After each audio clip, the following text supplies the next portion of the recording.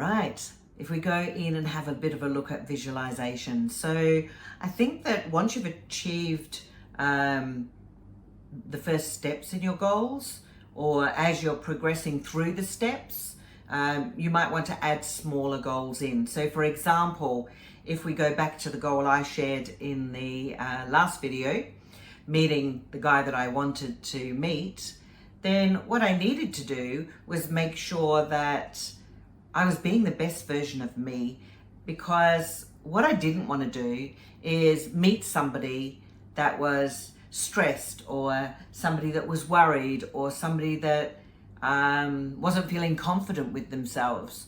So I had to be relaxed, no stress, and confident with myself, because you attract who you are. So that was a really big step that I had to take inside one of my steps. So what I found helpful was, as I, for example, moved to a different area, I joined all of the local meetups or the local Facebook groups, looked out for community events, anything I could go to that was within my values and what I like to do, so that I could meet somebody. So if you want to meet somebody who matches you, you need to be the person you want to meet as best you can, obviously.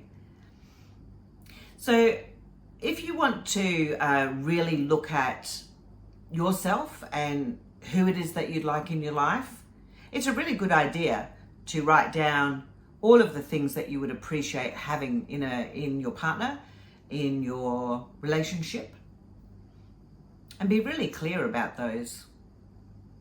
And then, as I say, take a look at each of the steps and look and see if there's smaller steps that you can put in. If you achieve all 12 of them quickly and you've achieved your goal, you've lost the weight you wanted to lose, you've got your fitness level up, you've studied that course you wanted to study, you've asked for that promotion you wanted to ask for, whatever it is that you're setting a goal about, when you actually achieve that, it's a really important time to stand on that platform for a minute and appreciate the fact that you did it. Because I think what happens is we start to look at our next goal, or we get caught up in life and we don't actually sit back and savor and acknowledge what we just created. So that's another suggestion that I have. That's something I've done. In fact, once I was made redundant and we moved back in to my home, I savored the moment. I didn't even look for a job for the first 2 months. It was very important to me that I embraced and enjoyed exactly where I was and felt proud and grateful for what I'd actually achieved. It's a very important part. It's like going up steps. So you go up a couple of steps, you might feel you need to take a break for a minute, so you'll stop. You stop on a platform. You can stop there until you're ready to go to the next step. You don't have to run up. You know what they say? The pleasure is in the journey, not necessarily just the destination. But when you get to that destination and you've got that goal, it's a time to stop and savor the moment. Even journal if you want to. Share with us. So in our comments, let us know where you are, what you achieved, and how you feel with that. Remember, Where Mentor is about mentoring women, and the sisterhood is where like-minded people come together and inspire each other. Hearing your story inspires others. I've been mentoring people, thousands of people, for years, and it definitely works.